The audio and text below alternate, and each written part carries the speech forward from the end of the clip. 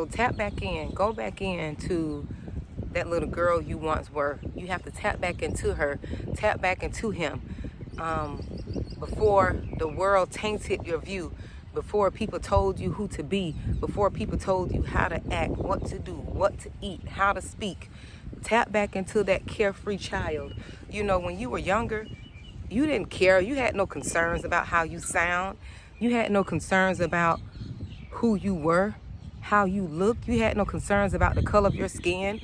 You had no concerns about that. I know I didn't. When I was younger, I was just carefree and I was just living. Had no concerns, no worries about bills or nothing. But as soon as I got old enough and I became aware of the world around me, and I became aware that some people don't like certain things, that made me start questioning who I was. Like, I started looking at myself because of what somebody else said. I never had those concerns, right? I never had those concerns. I never worried about if I was black or if I was white. I was living, right? Most of us were living as children. You know, when I watch children, because I have a profession where I deal with a lot of children too. But when I watch children don't care about no skin color. Children don't care about how a person looked. I know when I was in school, I played with everybody. People in wheelchairs and everything. You know, it's funny because I went to a school that had a lot of the kids that so-called have disabilities. I never looked at them as any different. And I remember this girl, and don't laugh at me now, I'm telling you this story, but it's just a testament to who I am as a person.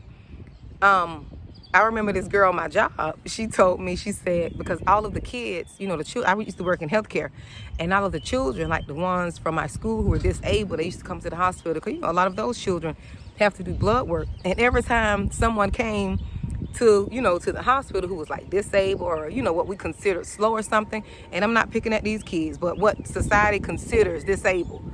I never forget, I would always remember their names, and I know who they were, and I would talk to them, right?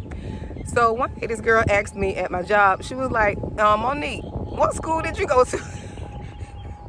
She was like, Monique, what school did you go to? Meaning, how do I know all these kids with disabilities? How do I know all these people who, what the world considers not, you know, consider not normal? But back to my point, that is just who I am. That's a testament to who I am. I never looked at those kids as any different, right? That's just me. That's my personality.